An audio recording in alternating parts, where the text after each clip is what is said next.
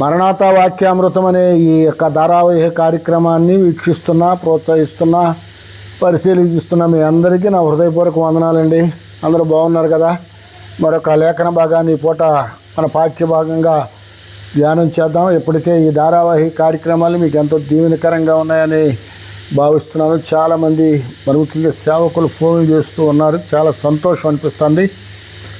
మీ ప్రోత్సాహం మాకు సబ్స్క్రైబ్లు అలాగే కొంచెం లైక్ ద్వారా తెలియజేస్తే మరిన్ని కార్యక్రమాలు చేయటానికి దోహదపడుతుంది. మరి చిన్న ప్రార్థన చేసుకుని ఇలాంటి కార్యక్రమాన్ని ప్రారంభించుకుందాం. మహాపరిశుద్ధుడా, ప్రేమ కలిగిన తండ్రి, మాటలు వీక్షిస్తున్నా, ఆలకిస్తున్నా, ప్రోత్సహిస్తున్నా నా తండ్రి, ఇదిగో ప్రభుని బిడ్డలందరినీ మీరు దీవించి ఆశీర్వదించి వర్ధిల్ల చేసి నీ రాజ్య వ్యాప్తి కొరకు సాధనాలుగా వాడుకోమని వేడుకుంటూ యేసునామములో జ్ఞాపం చేస్తున్నాం తండ్రి. ఆమేన్. మరొకసారి మీ అందరికీ వందనాలండి. పూట మనం ధ్యానం చేయబోయే అంశం క్రైస్తవ్యం అనేది భారం మోసేది, కాడి ఎత్తుకునేది, బానిసత్వం కాదు. ఓ మాటలో చెప్పాలంటే బాధ్యతగా ఉండేది, బానిసత్వం కాదు. చాలామంది దీన్ని భారం, బాధ్యతగా భావించక బానిసగా బ్రతికిపోతున్నారు. యేసుక్రీస్తు వారి గురించి మనం యెషయా గ్రంథంలో 9వ అధ్యాయంలో చూసిన మాటల్లో ఆయన గురించి ప్రవచించిన ప్రవచనకర్త అయిన యెషయా అంటాడు, ఆయన భుజం మీద రాజ్యభారం ఉండెను అంటాడు. ఆ భారంతో నీ లోకానికి వచ్చాడు, రాజ్యాన్ని స్థాపించాడు. రాజ్యాన్ని స్థాపించి తన అనునాయులైన, తన శిష్యగణమైన, తన్ని వెంబడించే వారికి ఆ భారాన్ని అప్పచెప్పాడు. యెషయా గ్రంథంలో చెప్పిన ప్రవచనానికి, కొత్త నిబంధనలో ప్రభువు అప్పు చెప్పిన భారానికి లేదా బాధ్యతకు మనం ఆయన మాటల్లోనే మత్తయి సువార్త 11వ అధ్యాయంలో మనం గమనిస్తాం. చూడండి, 29వ వచనంలో, నేను సాత్వికుడను, దీన మనస్సు కలిగిన వాడును కనుక మీ మీద నా కాడి ఎత్తుకుని నా యొద్ద నేర్చుకుని. ముందు కాడి ఎత్తుకోవాలి, భారం అయ్యాలి. మన భుజాల మీద మోసుకుంటూ వెళ్ళాలి ప్రజల దగ్గరికి రాజ్యభారాన్ని.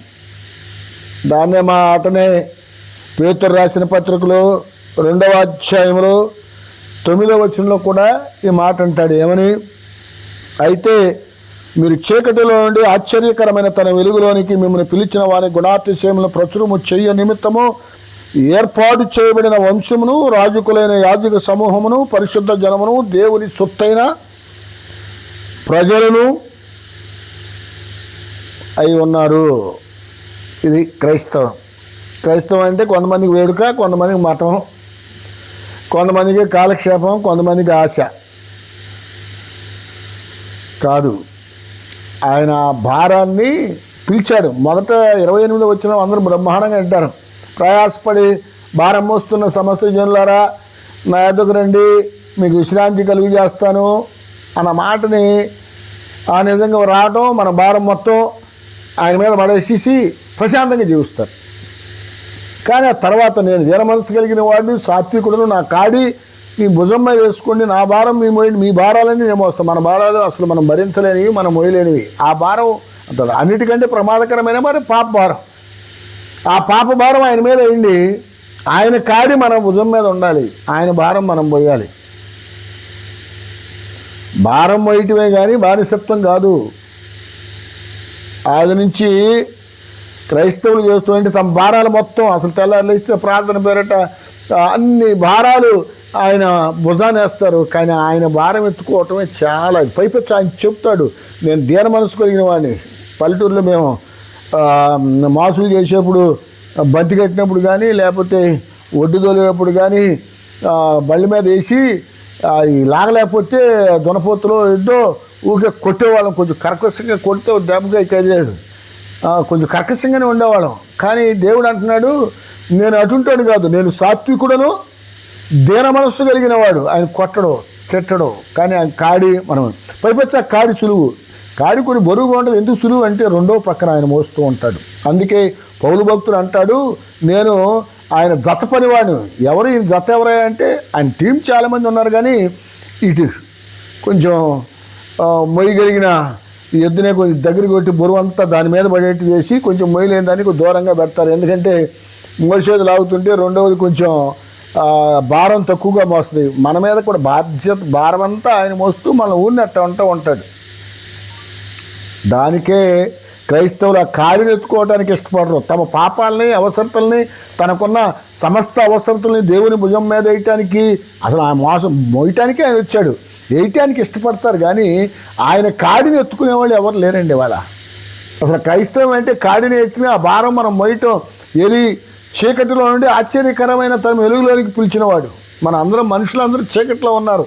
మహామహా భక్తులు చేసిన ప్రార్థన అదే, తమసోమా జ్యోతిర్గమయ అంటే మేము చీకట్లో ఉన్నామయ్యా, మమ్మల్ని వెలుగులోకి నడిపించమని. ఆ వెలుగు కూడా ఆశ్చర్యకరమైన తన వెలుగులోకి దేవుడు నడిపించాడు. నడిపించినప్పుడు మరి దేవుడు చెప్పాడుగా, నా కాడి మోయిండయా, నా కాడి చాలా సులువుగా ఉంటుంది, ఎందుకంటే మీతో పాటు నేను మోస్తాను, ఊరిని అట్టమని తోడు ఉండు. ఇవాళ క్రైస్తవుల విధానం ఎలా ఉందంటే, దేవుని రాజ్య భారం మోయటం కంటే కూడా తమ సొంత భారాలను మోసుకుంటేనే జీవితాంతం వెళ్ళిపోతుంది. ప్రార్థనకి వెళ్ళి ఊరిని ముక్కు చెవులు మూసుకుని చేతులెత్తి ప్రార్థన చేసి ఆదివారం ఆరాధనకి వెళ్ళిపోయి మెల్లకుండా వచ్చేస్తే పరలోకం వెళ్ళిపోతాం అనుకుంటున్నారు. కానీ భ్రమలో ఉంటున్నారు. కాడి ఎత్తుకొని వాడు ఎవడో నిత్య జీవాన్ని స్వతంత్రించుకోడు. భారము మోయినవాడు, ఆయన ఆశ్చర్యకరమైన తన వెలుగులోకి పిలిచిన గుణాతిశయములు ప్రచురము చేయనివాడు. అసలు ప్రచురం చేయటానికి, ఆ భారం మోయటానికి మనం దేవుడు పిలిచాడు, వెలుగులోకి పిలిచాడు. పిలిచినప్పుడు ఆ భారం మోయకుండా ఊరిని మనం ప్రార్థన చేసుకుందామంటే పాస్టర్ గారితో ప్రార్థన చేయించుకుందాం. చెప్పేవాళ్ళు కూడా అంటున్నారు, ఊరిని అట్ట వచ్చేయాలండమ్మా, రాపోయినా పర్లా, మరే ఫోన్లో ప్రార్థన చేయించుకోండి, మీరు ఫోన్లో ఇంట ఉండండి. ఇంట్లో కూర్చుంటానికా భక్తి? మీ మాటలు వింటున్న వాళ్ళారా, నేను చెప్తున్నాను, మీరు ఈ మాటలు విని ఈ ప్రసంగాలు విని మీరు ఇంటికాడే కూర్చుంటున్నారా? దేవుని భారం అని మీ సంఘాల్లోకి వెళ్ళి చేస్తున్నారా? సంఘంలోకి వెళ్ళి ఆరాధన చేయనివాడు ఈ మాటలు విని పరలోకి వెళ్ళటం అనుకోవటం అది అబద్ధం. ఒట్టిగా ఎక్కనాలేనమ్మా స్వర్గానికి ఎక్కిద్దని అనగానే కూడా ఒక సామెత ఉంది. మందిరానికి వెళ్ళలేని నువ్వు పరలోకానికి వెళ్తారని ఎలా అనుకుంటున్నారు? ఎలా అనుకుంటారమ్మా? ఈ మాటలు మిమ్మల్ని ప్రోత్సాహకరంగా ఉండటానికి మా ప్రసంగాలు ఉపయోగపడతాయి. కానీ మీరు సంఘ బాధ్యతలు గంచి ఒక సంఘంలో మీరు ఒక మందిరంలో ఉండి మీ బాధ్యతని, మీ భారాన్ని, మీరు దేవుని యొక్క సువార్తను ప్రకటించవలసిన భారం మీద ఉంది. కాడి పడేసి పక్కన ఉండవో, నాగడి మీద చెయ్యేసి వెనుదిరిగి వాడిన వాడు కాదు, దున్నాలి. నాగడి మీద చెయ్యేస్తే గడ్డ వచ్చింది, గెరికొచ్చింది, చాలా ఇది వచ్చింది. బలంగా నొక్కిపెట్టి దున్నటానికి పిలిచాడు దేవుడు మనల్ని. ఇంట్లో కూర్చుని ఊరిని భారాలన్నీ ఆయన మోయిన వేయటానికి లేదు. భారం మోయండి, బాధ్యత వహించండి, కానీ బానిసలుగా మారకండి. కొంతమంది బానిసలు అయిపోతారండి. మన ఇళ్ళలో కూడా మనం బాధ్యత వరకు చేయాలి, బానిసలు అవ్వకూడదు. పరిశుద్ధ గ్రంథంలో చాలామంది అలా మహామహా భక్తులు ఏమో తెలుసా, దేవుని భారం మోస్తూ దైవిక బాధ్యత, కుటుంబం ఉందండి, భార్య పిల్లలను పోషించాల్సిన బాధ్యత మనకుంది, అలాగే పిల్లల్ని చదివించాల్సిన బాధ్యత మనకుంది. బాధ్యత భారం ఉందే కానీ బానిసత్వం కాకూడదు. వెనకటికి ఏలి అని ఒక ఆయన పెద్ద యాజకుడు ఉన్నాడు, నేను క్రితం ఒకసారి చెప్పా. ఏలి బాధ్యతగా భారం మోసేవాడు కాకుండా పిల్లలకు బానిస అయిపోయాడు. చాలామంది ఈరోజు బానిసలు అయిపోతున్నారు. ఏదో దుర్వ్యసనాలకి బానిసలైన వాళ్ళు మనం పెద్ద దుర్మార్గులుగా చూస్తాం, కానీ నువ్వు ఎప్పుడు ఆశీర్వాదాల కోసం బానిస అయిపోట్లా, అది బానిసత్వం కాదు. పిల్లలకు బానిస అవట్లా, భార్యకు బానిస అవట్లా, భర్తకు బానిస అవట్లా. దేవుడు బాధ్యత వహించమన్నాడు కానీ బానిసలుగా మారమన్నాడా? పిల్లల్ని బాధ్యతగా పెంచమన్నాడు, దేవుని భారం మోయమన్నాడు. దేవుని పని కంటే కూడా పిల్లల మీద ఈ పేద దేవుడు వచ్చి మాట్లాడతాడు. ఇదిగో ఏమయ్యావు, నువ్వు నాకంటే కూడా నీ పిల్లల్ని ఎక్కువగా ప్రేమించావు, ఇదిగో దీన్ని బట్టి ఏ పిల్లల్ని అయితే ఎక్కువగా ప్రేమించావు, నా భారాన్ని నా బాధ్యతను వదిలేది ఎవరిని వదిలితే నువ్వు ఎక్కువగా చూసావో, చివరికాళ్ళు ఇప్పుడు యాజకత్వం చూసి ఆపని కుంకిలతో గుండికాయలు కదరకాయలు శ్రేష్టమని తింటున్నారో, ఇవాళ బాధ్యత మర్చిపోయారు, భారం అయితే మర్చిపోయి మీ సుఖాలకు చూసుకుంటున్నారు కదా, రేపొద్దు రొట్టె మొక్క కోసం వాళ్ళ దగ్గర అడుక్కోవాల్సిన పరిస్థితి వచ్చింది అంటున్నారు. దైవిక మా భారం పోయిన వాళ్ళు కాడి ఎత్తుకునే వాళ్ళ పరిస్థితి అంతే. నీ కాడేమో ఆయన ఎత్తుకోవాలి, నీ పాపాలైనా ఆయన క్షమించాలి, నీ కోసమే పరిశుద్ధం రక్తం చిందించాలి. ఆయన యొక్క భారాన్ని మోయటం కోసం, ఆయన రాజ్య వ్యాప్తి నిమిత్తము, ఆయన గుణాత్యంలో ప్రచురం నిశ్చిత్తం, కనీసం చెమట కూడా పట్టకుండా ఉండాలనుకుంటాం. అది క్రైస్తవం కాదు. చాలామంది అనుకుంటారు ముక్కు నోరు మూసుకుని మోకరించి ప్రార్థన చేస్తే పరలోకి వెళ్ళిపోతాము, ఇంట్లో కూర్చుంటే చాలు అనుకుంటారు. ఎంత మూర్ఖత్వమో, ఎంత అజ్ఞానమో. పరిశుద్ధ గ్రంథం అది చెప్పట్లేదు. మహాభక్తులు అలా చేయలేదు. చాలామందికే కుటుంబ బాధ్యతలు అడ్డంగా వచ్చి దేవుని యొక్క భారానికి, దేవుని యొక్క బాధ్యతకి ఆటంకం కలిగిస్తూ వివాహాలు మానుకుని ఉన్న బంధాలను వదులుకుని దేవుడికి అంకితం అయిపోయారండి. వాళ్ళ దేవుని భారం వదిలేసి మెల్లకుండా కుటుంబ భారాలు మోసుకుంటూ ఏదో ప్రతిదాన్ని కొంచెం ఇదిగా చూసుకుంటూ మరి దైవిక విషయంలో నిర్వర్తించవలసిన విధిని విధానాన్ని మర్చిపోతే నిత్యజీవం ఎలా స్వతంత్రించుకుంటారు? ఆయన లేఖనమునకు విరుద్ధముగా ఏమి ఆయన చేయుడు. ఆయన వాగ్దానములు నెరవేర్చుటకు ఆయన తొందరపడుచున్నాడు.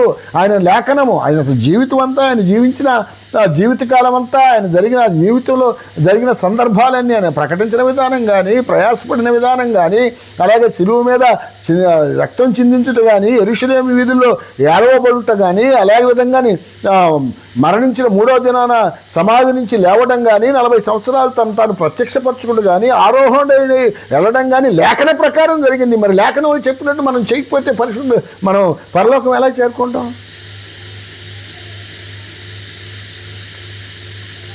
భారం మీరు కొంతమంది బానిసలుగా అవుతున్నారండి. ఈరోజు కుటుంబాలకు బానిస అవుతున్నారు, ఇచ్చిన ఉద్యోగాలకు బానిస అవుతున్నారు, దేవుడు అనుగ్రహించిన వ్యాపారాలకు బానిస అవుతున్నారు. జాగ్రత్తగా చూడండి. మీరు బాధ్యత వహించండి. భారం దేవుని భారం వేయండి, అదే సమయంలో కుటుంబం భారం వేయండి. కానీ కుటుంబానికే బానిస కాకండి, ఆచారాలకు బానిస కాకండి, వ్యక్తులకు బానిస కాకండి, ఆ మాట అయితే పాస్టర్ గారికి బానిస కాకండి. భారం వేయండి. అలా బానిసత్వానికి వెళ్ళిపోయి, భారాన్ని వదిలేసి బానిసత్వానికి వెళ్ళిపోయి కొంగు తిన్న దెబ్బతిన్న భక్తులు ఎంతోమంది పరిశుద్ధ గ్రంథంలో మనకు కనపడతారండి.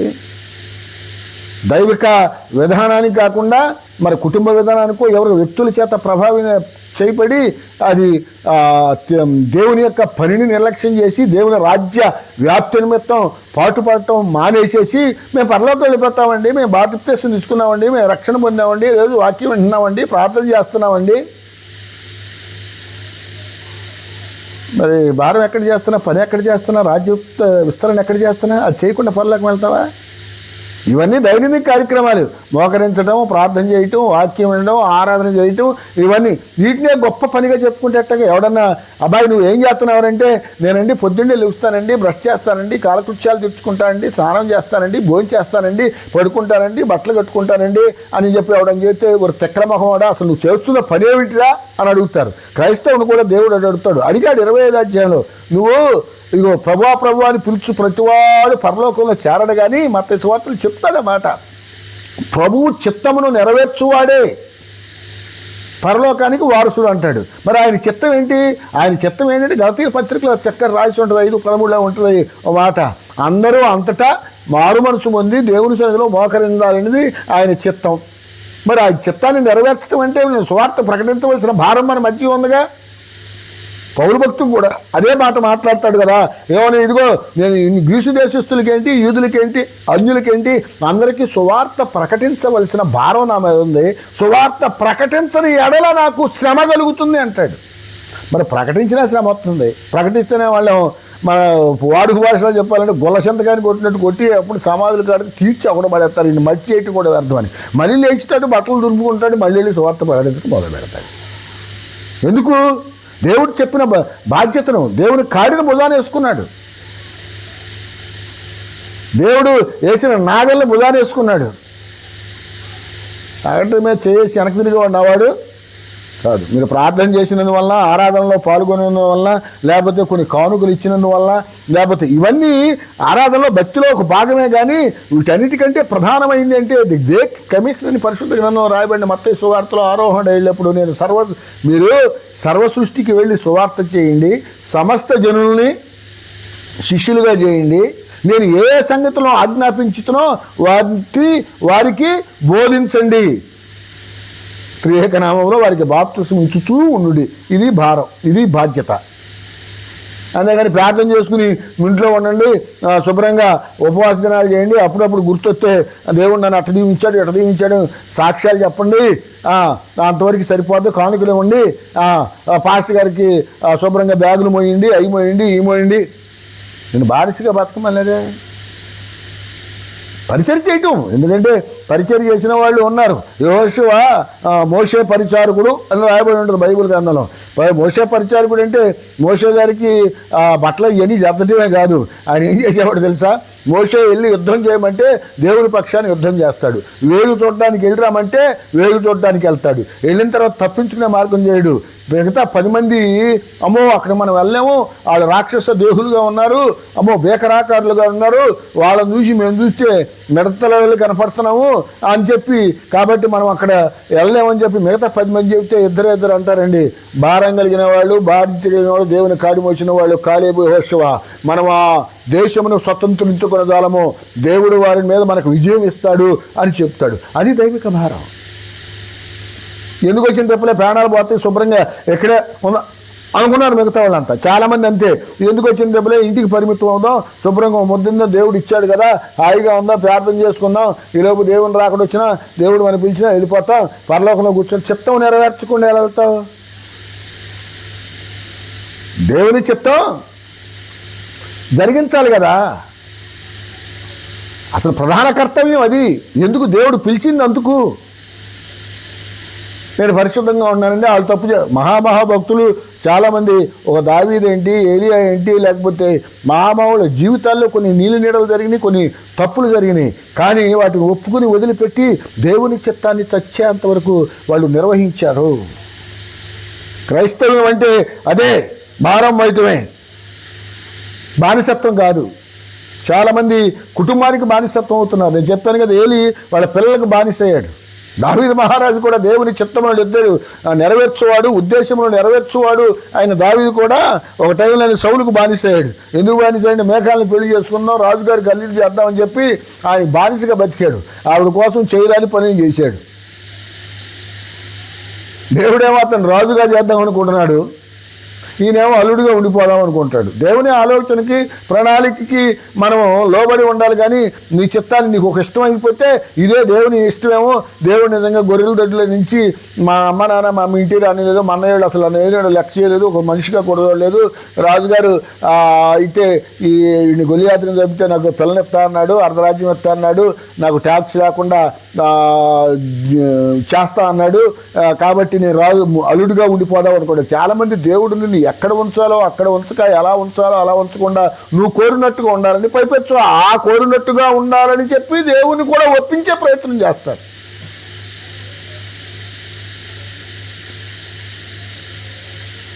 అది పెద్ద తెలివిగా, అది పెద్ద ప్రార్థనగా, దాని ఇందుగా ఏముంది? ఎందుకు పిలిచాడు దేవుడు నిన్ను? ఆడపిల్ల పుట్టాలను, మగపిల్లాడు పుట్టాలను ఊహే ప్రార్థన చేస్తావు, సరే దేవుడు సహాయం చేస్తాడు. ఉద్యోగం రావాలని, వ్యాపారం చేయాలని, దేవుడు అవన్నీ దేవుని చిత్తాలు కాదు. దేవుడు మొదట మీ రాజ్యమును నా నీతిని వెతకండి, రాజ్యాన్ని వెతకాలి. దేవుని రాజ్యాన్ని ఎలా విస్తరింపజేద్దామా? దేవుని రాజ్యం విస్తరింపజేయటువంటి బలవంతంగా తీసుకురామని అర్థం కాదు. నువ్వు దేవుని యొక్క గుణాతిశయములను ప్రచురం చేయు నిమిత్తము దేవుని గుణం ఏంటి, దేవుని లక్షణాలేంటి, దేవుని ప్రేమ ఏంటి, దేవుని త్యాగం ఏంటి, దేవుడు ఈ లోకానికి ఎందుకు రావాల్సి వచ్చింది, రక్తం ఎందుకు చిందించవలసి వచ్చింది, యెరూషలేము వీధుల్లో ఎందుకు ఏడవబడవలసి వచ్చింది, ముఖం మీద ఎందుకు ఉమ్మి వేయవలసి వచ్చింది, గడ్డం పెరకబడి వాళ్ళందరూ అపవాసం చేసి ముఖం మీద గొడలేసి గుద్ది ఎవరు గుద్దారో చెప్పరా అని చెప్పి అన్నప్పుడు ఇవన్నీ ఎందుకు మౌనంగా భరించవలసి వచ్చింది? ఇవన్నీ మన నిమిత్తము ఆయన అనుభవించిన శిక్ష. మరి మనం ఏం చేయాలి? ఎటన్నీ నేను భరించాను కానీ వీళ్ళు అనుకోండి, వచ్చేవారికి వెళ్ళి నువ్వు సర్వసృష్టికి వెళ్ళి సువార్త చెప్పు. నువ్వు సర్వసృష్టికి వెళ్ళి అవసరం పక్కింటికి వెళ్తే అసలు నీ ఇంట్లోనే చిత్తం నెరవేరుస్తున్నావా?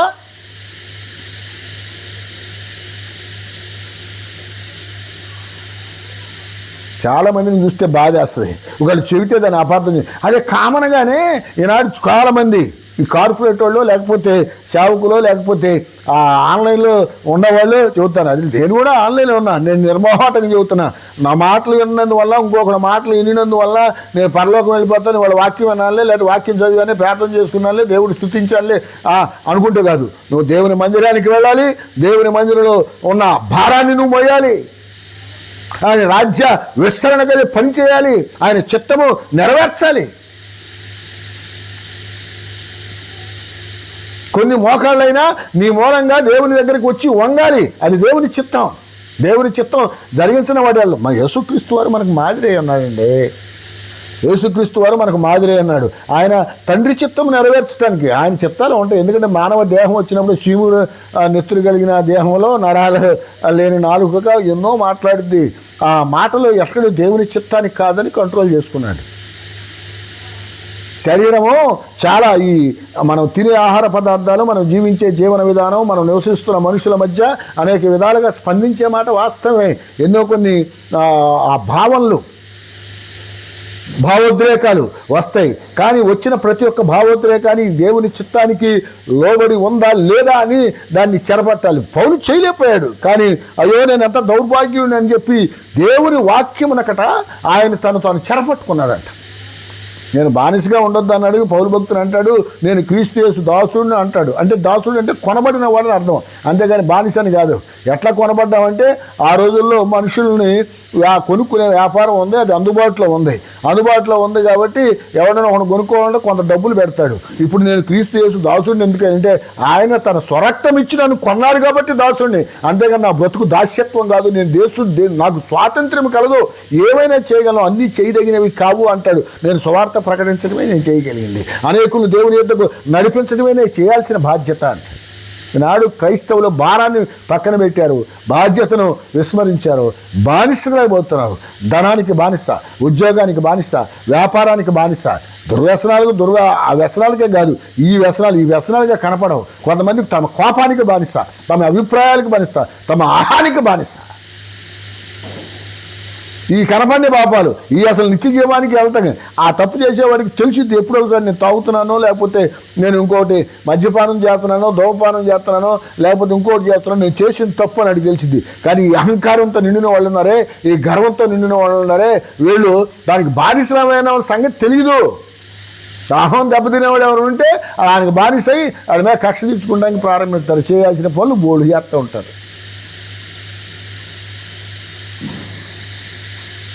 చాలామంది భక్తులు దావీదండి మేకాలకు బానిస అయిపోయి అల్లుడనే పదవికి బానిస. రాజుగారు అల్లుడు అంటే సామాన్యుడు కాదు కదా. ఆ అల్లుడనే పదవికి బానిస అయిపోయి చేయరా అని అకృత్యాలు. ఫిలిస్తీన్లు ముందేళ్ళు కోసుకొస్తారంటే మీకు క్లియర్గా అర్థమవుద్ది. మీ సంఘాలు చెప్తారు. నేను బహిరంగంగా ఈ మాట చెప్పటం కొంచెం ఇబ్బందికరంగా ఉంటుంది. 100 మందిని చంపి 200 మంది కానీ అంటే బానిస, అల్లుడు అవ్వాలని బానిసత్వం, పదవి బానిసత్వం, ఆ మేఘాలను చేసుకోవాలని బానిసత్వం. దేవుడు ఎవరిని వాళ్ళు ఇచ్చాడుగా, ఇంకా కావాలంటే ఇస్తానని ఏదో ఒక సందర్భంలో చెప్పాడుగా. దేవుడు ఇచ్చేది కాకుండా నువ్వు కోరుకునేది ఎందుకు?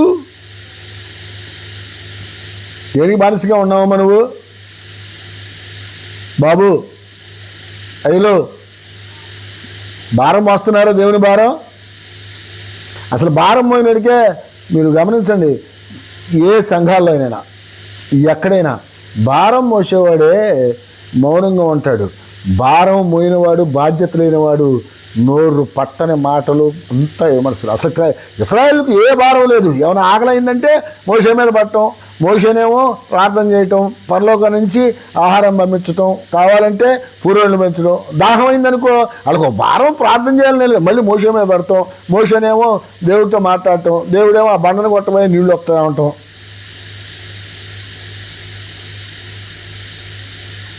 ఏమయ్యారు అట్ట బాధ్యతారహితంగా బ్రతికి బానిసలు అయిపోయారు. తిండికి బానిసలయ్యారు వారట. మాంసానికి బానిసయ్యారు. మేము అక్కడ ఉంటే కూరగాయలు తినేవాళ్ళం, కీరకాయలు తినేవాళ్ళం, దోసకాయలు తినేవాళ్ళం, కూరాకులు తినేవాళ్ళం, నా బొంద తినేవాళ్ళం, ఏం తినేవాళ్ళు కదా. అక్కడ కూటికి గతి లేక దేవుడు మనం మనుషులకి అబద్ధాలు చెప్పవచ్చు, దేవుడికి పరిశుద్ధ లేఖనాలు యుద్ధం కదా. అక్కడ ఉన్నాడు పుట్టిన పిల్లలను కూడా కాపాడుకోలేని దుస్థితి, పురుట్లని చంపేస్తుంటే దిక్కుమొక్కు లేకుండా బావురు మనం ఏడుస్తూ దేవుని దగ్గర ఏడిచారు. మధ్యలోకి వచ్చి మేము బలే బతికామంటారు. బతుక బానిసత్వ బతుకు, పాప బానిసత్వ బతుకు. చాలామంది క్రైస్తవంలో కూడా చాలా మాటలు మాట్లాడుతుంటారు. మేమే ఇటువరకు అట్ట బ్రతికేవాళ్ళం, ఇక్కడికి వచ్చి ఇటు అయిపోయాము, నోరు కట్టుకున్నాము, చేతులు కట్టుకున్నాము అనుకుంటారు. పిచ్చోడా, నువ్వు అక్కడ లోకంలో ఉన్నప్పుడు పాప బానిసత్వంలో ఉన్నావు. దాస్యపు శృంఖలాలతో ఉంటే శృంఖలాలు తెంచి బానిసత్వాన్ని కడిగి అపవిత్రతను రక్తంతో చిందించి ప్రోక్షించి ఆయన రోజు మళ్ళీ వాక్యం చేత శుద్ధీకరించబడితే వాళ్ళు అన్నావు. అది గొప్ప అనుకుంటాము. అన్నావంటే నీకు అజ్ఞానం లేదు, మూర్ఖుడి కింద లెక్క, దేవుడిని అబద్ధకుని చేస్తున్నట్టు లెక్క. బాధ్యత భారం అయింది. అట్లా అని చెప్పి దేవుని భారం మాత్రానండి. కుటుంబ బాధ్యత ఉండాలి, కానీ కుటుంబానికి బానిస కాకండి. బాధ్యత వరకు, నీ భారం వరకు, నీ బాధ్యత వరకు, వాళ్ళకి చేయాల్సిన బాధ్యత నీకుంది కాబట్టి అంతవరకు చేయాలి. యాకోబు ఏంటండి, యాకోబు జీవితంలో మనం చూస్తాం 21 సంవత్సరాల బానిసత్వం. ఎందుకు ఆ బానిసత్వం చేశాడంటే, అసలు మామూలుగా అయితే అల్లుడానికి ప్రేమించేవాడో, లేకపోతే అబ్రహాము లోతుకి ఇచ్చినట్టు వాటా ఇచ్చి శుభ్రంగా ఆస్తి ఇద్దరి మీద చేసేవాళ్ళు, ఎందుకంటే మేనలుడే కదా. కానీ అక్కడికి వెళ్ళేవాడికి మనవాడు రాహేలను చూసి ప్రేమ దాసుడయ్యాడు. అందరు ఎంతవారులైనా కాంతదాసులని రాహేలు ప్రేమలో పడ్డాడు. ఆ బానిసత్వాన్ని, ఆ బలహీనతను కనిపెట్టిన లాభాన్ని అంటాడు, ఏమా పిల్లని చేసుకుంటావా అంటాడు. చేసుకుంటా అండి. దగ్గర ఏముంది అంటాడు. అప్పుడు కన్యాశుల్కాలు ఉన్నాయి, ఏం లేదంటాడు. మరి ఏం చేస్తామంటే 7 ఏళ్ళు జీతం చేస్తా అన్నాడు. ఎవరి కోసం? ఆ తర్వాత 7 ఏళ్ళ తర్వాత ఈ నెత్తులు టోపీ పెట్టాడు, పంగనామాలు పెట్టాడు. పంగనామాలు పెట్టి గుడ్డి అమ్మాయిని లే అని అంటగట్టాడు. అదేంటి మా ఆ పని చేసావా అంటే, అదేంటి రే మా ఊళ్ళోనే పెద్ద అమ్మాయికి పెళ్లి చేయకుండా చిన్న అబ్బాయి పెళ్లి చేస్తావా, మీకు చేస్తారో మాకు ఎక్కడా చేయరు, పెద్దలకే ముందు చేస్తారు. ఈయన మీద వటారిస్తాడు. దిక్కులేనట్టుగా బానిసగా బతుకుతున్నాడుగా ఆ పిల్ల కోసం ఇలాంటివి కూర్చుంటాడు. మళ్ళీ ఆమె మళ్ళీ కావాలా, మళ్ళీ కావాలి, మళ్ళీ ఇంకో 7 ఏళ్ళు జీతం చేస్తాడు. 14 ఏళ్ళు అయిపోయిందా అనగానే మళ్ళీ నువ్వు ఈ 14 ఏళ్ళు జీతం చేసే టైంలో నీకు అప్పచెప్పిన మందలో చాలామంది పోయినాయిగా, వాటి కోసం మరొక 7 సంవత్సరాలు చేయి. 21 సంవత్సరాలు జీతం చేద్దాం. పగల ఎండకు క్షీణించిపోయాడు, రాత్రి మంచుకు కన్నులు క్షీణించిపోయి కంటి మీద నిద్ర లేదు. కారణం, బాధ్యతగా ఉండవలసిన వాడు బానిసైపోయాడు. దైవిక భారాన్ని వహించవలసిన వాళ్ళు ఆయన వచ్చి చెప్తాడు, అదిగో నేను ఒక భారం పెట్టిన పని పెట్టుకున్నా అయ్యా, నేను ఎక్కడికి వెళ్తాను, అక్కడికి వెళ్ళిన తర్వాత నాకు తినటానికి తిండి, కట్టుకోవటానికి బట్ట, ఉండటానికి ఇల్లు, ఇది అంటారే కపడా రోటీ మఖాన్ అని, ఆ 3 దొరికితే చాలన్నాడు. తీరకొచ్చి ఆ 3 కోసం ఆ భారంతో పనిచేయాల, ఆ బాధ్యత వహించరా. అమ్మాయి కోసం 21 సంవత్సరాలు చేసి నేను ఇట్లా బాధపడ్డా, నీ చేతులారా బానిసంగా చేసి బాధపడితే అది దేవుని బాధ్యత ఏమైంది? దేవుడు చూస్తూ ఉన్నాడు. ఎప్పుడుకైనా బుద్ధి వచ్చిద్దా? నిజంగా చిన్న కుమారుడిని తండ్రికి బుద్ధి వచ్చినప్పుడు చేర్చుకున్నట్టుగా దేవుని చేత పిలువబడిన మా బోట్లో మిమ్మల్ని వీళ్ళందరినీ కొన్నిసార్లే దేవుని భారం బాధ్యత వదిలేస్తే అప్పుడే చంపేయాలి, కోపం వచ్చి కొట్టడం పోదు. ఎప్పటికైనా తెలియజేస్తాడు. వాక్యం ద్వారా మాట్లాడుతూ ఉంటాడు, సేవకుల ద్వారా మాట్లాడుతూ ఉంటాడు, సందర్భాల ద్వారా మాట్లాడతాడు, మనస్సాక్షి ద్వారా మాట్లాడతాడు. ఎందుకో తెలుసా, నీ బ్రతుక్కే ఇది కాదురా, నా కాడి మోయాలి, అచ్చంగా నీ కాడే, నీ కుటుంబం కాడే, ఇంకో ఇదినికే ఉండవు. చాలామందికి తెలియదు కుటుంబానికి బానిస అవుతున్నారని. బాధ్యతగా భారంగా కుటుంబం కోసం కష్టపడాలి, పిల్లల్ని ప్రయోజకులు చేయాలి, ప్రభు దగ్గర నడిపించాలి. అంతేగాని వాళ్ళు వేసినంత వాళ్ళు అడిగినంత. భార్యకు కూడా అంతే. అహాబ్ అనేవాడు ఉన్నాడు, ఒక రోజు ఇత్తీరాయలను చేసుకున్నాడు, యజబేల్ని, బానిస అయిపోయాడు. అది ప్రవక్తలను చంపమంటే చంపేస్తాడు, అది తోటను దోచుకోమంటే దోచుకుంటాడు. నిజంగా రాజ్యభారం ఉంది, ప్రజల్ని కన్నబాలితే వాళ్ళు ఉన్నందులో మహాభక్తిపరుడు అయిన నాబోతుని దేవుని ధర్మశాస్త్రం లేవి కాండంలో చెప్పబడిన ప్రకారంగా ఇశ్రాయేలు భూమిని శాశ్వతంగా విక్రయించకూడదనే ఆజ్ఞకు లోబడి రాజుగారు అడిగితే అమ్మనండి, అమ్మకూడదండి, నువ్వు రాజు అయినా సరే దేవుడి కంటే ఎక్కువేం కాదు, దేవుని ఆజ్ఞ ప్రకారం ధర్మశాస్త్రం ప్రకారం నేను అమ్మనంటే కోట సాక్ష్యాలు బట్టి అది చంపాడు. ఆజ్ఞను పాటించడానికి ప్రేరేపించవలసిన రాజు ఆజ్ఞను ధిక్కరించమన్నాడు. కారణం ఏంటంటే భార్య ఉంది, బానిసత్వం. భూ కబ్జాలు అప్పటి నుంచే జరిగినాయి. కబ్జాలు వాళ్ళ గొప్ప ఏం కాదు. ఆయన చంపడానికి ప్లాన్ ఏంటంటే భార్య విధేయుడు అనే మాట కంటే బానిస, పెళ్ళడానికి బానిసవాడు.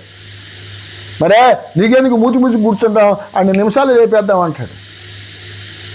ఏమైంది? ఏలీ బానిసత్వం, పిల్లలకు బానిసత్వం, పిల్లలు పోగొట్టుకున్నాడు, తాను పోయాడు, యాజకత్వం పోయింది. అహాబుకి ఏమైంది? పిల్లల్ని కొబ్బరికాయలు నరికినట్టు తలకాయలు నరికి గుట్టలేస్తారు. అక్కడ దిక్కుమొక్కు లేకుండా మేడ మీద పెడితే సమాధి చేసే కార్యక్రమం కూడా లేకపోయింది యెజబెలు. అధికారం ఉందలే భర్తను ఆ మాట అంటే చాలామంది ఆ స్త్రీలు అంటే రాజుగా ఉన్నవాడిని బానిసం చేసిందండి. యోగ్యరాజని స్త్రీ ఏం చేస్తుంది తెలుసా? భర్తను రాజును చేసి తను రాణిగా ఉంటుంది. అంతేగాని ఈ మూర్ఖురాళ్ళు లేకపోతే ఇటువంటి పనికిమాలిన వాళ్ళు ఉన్నారని సార్ భర్తని బానిసను చేసి ఆ బానిసకు భారీగా తను ఉంటారు. బానిసకు భారీగా ఉండడం బెటరా, రాజుకు భారీగా ఉండడం బెటరా? ఆ పని చేసిందే యెజబెల్. సరే, ఆవిడ చేసింది. నీ బుద్ధి జ్ఞానం ఎక్కడ పోయింది? ఇశ్రాయేలుడివేగా, ధర్మశాస్త్రం ఉందగా, దేవుడు మాట్లాడుతూ వచ్చాడుగా, ప్రవక్తల చేత కబురు పంపుతున్నాడుగా.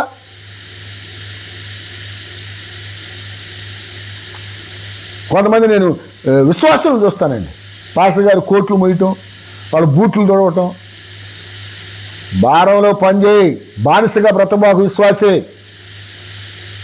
సేవకులారు, మీ నాయకులకి మీరు బానిసలు కాదు, దేవుని భారంతో ఉండాలి. ఆ పరిచర్లో మీరు భారం మోయండి, కాడి భుజాన్ని వేసుకోండి, అంతేగాని బానిసలుగా మారకండి. క్రైస్తవ్యం అనేది దేవుని భారం మారటం, దేవుని చిత్తం జరిగించటం. కానీ మనుషులకు, వ్యక్తులకు, వ్యవస్థలకు, ఆస్తులకు, అంతస్తులకి, సుఖభోగాలకు, అలవాట్లకు, కుటుంబాలకు, భర్తలైతే భార్యలకు, భార్యలైతే భర్తలకు ఈ బానిసత్వం కాదు. వారి పట్ల నీ బాధ్యతలు నిర్వర్తించు, నీ భారాన్ని నిర్వర్తించు. దేవుని రాజ్యభారం మాత్రం భుజాన్ని పెట్టుకో. రాజ్యభారాన్ని భుజాన్ని నుంచి తీసి పక్కన పడేసి ఈ భారాలన్నీ నెత్తిన పెట్టుకుని అదిగో అసలు సిగ్గు జ్వరం కూడా ఉండదు. ప్రార్థన చేసేప్పుడు నేను రాజ్యభారం ఇట్లేదే, దేవుని గుణాతిశయంలో ప్రచురం చేసి అనేకులను దేవుని యొద్దకు నడిపించడానికి నేను పని చేయట్లేదే, సర్వసృష్టికి వెళ్ళి సువార్త చేయట్లేదే, సమస్త జనులు శిష్యులుగా చేయట్లేదే, దేవుడు ఆజ్ఞాపించిన ఆజ్ఞలను వాళ్ళకి బోధించట్లేదే, ఏ ముఖం పెట్టుకుని నేను దేవుని దగ్గర ప్రార్థన అసలు మనసాక్షి చచ్చిపోయింది. లేఖనాలు చదవరు, ఎవడో చెప్పిన 4 ప్రసంగాలు వింటారు. వాళ్ళు కూడా షుగర్ కోటింగ్ మాటలు చెబుతారు. మీరు ఏం అవసరం లేదమ్మా, నా దగ్గరికి వచ్చేయండి, నేను ప్రార్థన చేస్తాను, 10,000 కట్టండి, 5,000 కట్టండి, నూనె కొనుక్కెళ్ళండి, లేకపోతే ఖర్చులు కొనుక్కెళ్ళండి. ఈ మాటలనే కొంచెం ఆ మధ్యన ఎడ్వర్డ్ విలియమ్స్ గారు గొప్ప వక్త అని మాట్లాడతారు. ఏదో ఒక రోజు వాళ్ళు మట్టి నిలిపిస్తారు, అది కూడా కొనుక్కుంటారా మీరు అంటాడు. ఆయన కొంచెం అగ్రెసివ్గా మాట్లాడతాడు, ఇది రోషంగా మాట్లాడతాడు. మాటలు కొంచెం కఠినంగా ఉంటాయి కానీ వాస్తవమే కదా. మొదట దేవుని రాజ్యమును నీతిని వెతుకుడి, నీకు ఏమేమి అవసరమో అవన్నీ దేవునికి తెలుసు. ఏ సమయానికి ఏమి ఇవ్వాలో దేవుడు ఆ సమయానికి ఇస్తాడు. గొంతెం కోరికలు దేవుడు ఎప్పుడు తీర్చడు.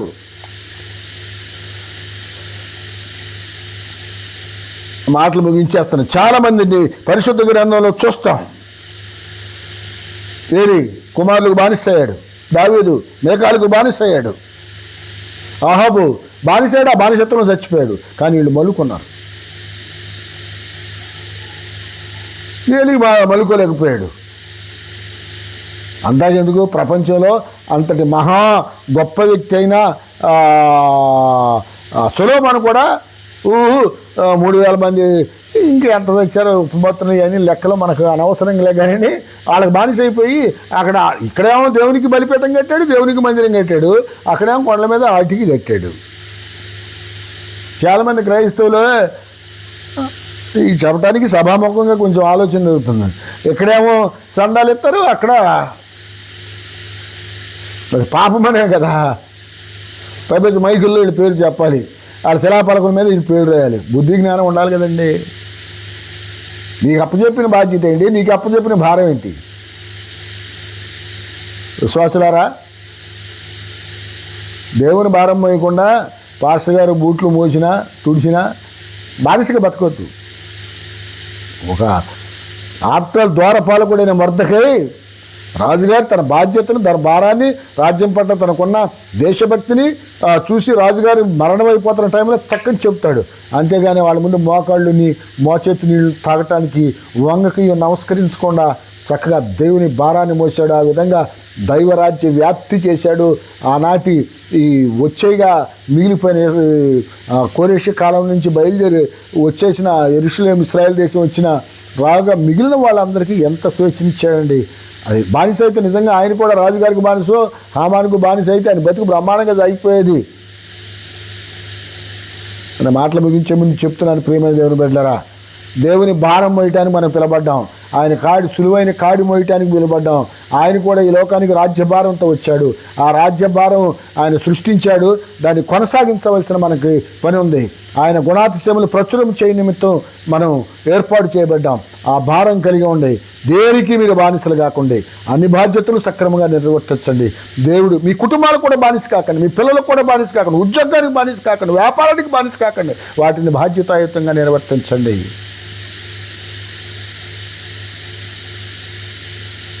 ఒకసారి ప్రశ్నించుకో, దేవుని కాడి ఉందా అసలు భుజానా? ఇసురు ఎప్పుడో పడేసావా?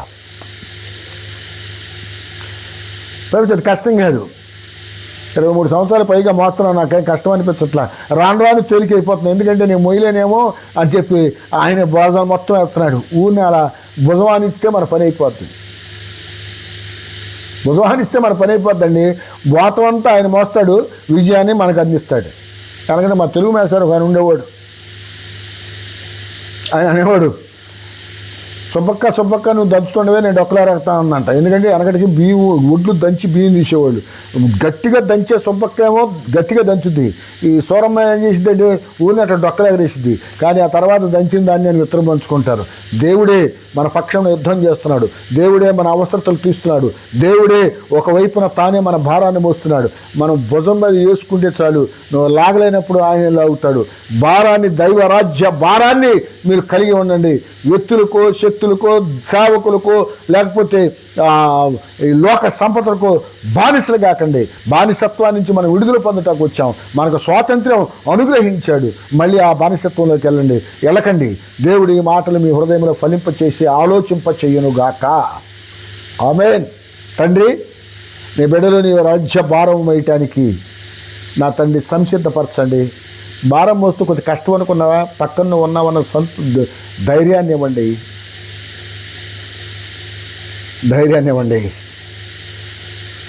మాకు అప్పచెప్పిన పనిని సంపూర్తిగా నిర్వహించి నీ దగ్గర నిలబడటానికి సహాయం చేయండి. ఎందుకంటే నీ చిత్తం జరిగించిన వాడే నిత్య జీవానికి వారసుడు. ప్రభువా అని ప్రార్థన చేసినందువల్ల, పెద్ద పెద్ద పాటలు పడినందువల్ల, నేను కొనియానివ్వండి కాదు, చిత్తం నెరవేర్చే కృప ప్రతి ఒక్కరికి దయచేయమని వేడుకుంటూ యేసునామములో విజ్ఞాపన చేస్తున్నాం తండ్రి. అందరికీ వందనాలండి. మరి సెలవు తీసుకుందాం. మరొకసారి మీకు ప్రేమపూర్వకమైన ఈ మనవి, ఈ ధారావాహిక కార్యక్రమం నిత్యము మీకు ఈ మాటలు అందించబడతాయి. మీరు ఈ ఛానల్ని సబ్స్క్రైబ్ చేసుకుని లైక్ చేసిన మరింత ప్రోత్సాహకరంగా ఉంటాయి. ఒకవేళ మీరు ఫోన్ చేయదలుచుకుంటే ఆ పర్సనల్ నెంబర్ దాని మీద ఉంది, ఫోన్ చేయండి, చెప్తే మెసేజ్ చేయండి. ఏదో ఒక టైంలో మీకు సమాధానం తెలియపరచబడుతుంది. మీ అందరికీ వందనాలు. సెలవు తీసుకుందాం. మీరు మీ బిడ్డలు దేవుని యొక్క బాధ్యత భారములో నిత్యము ఉందురుగాక. ఆమేన్.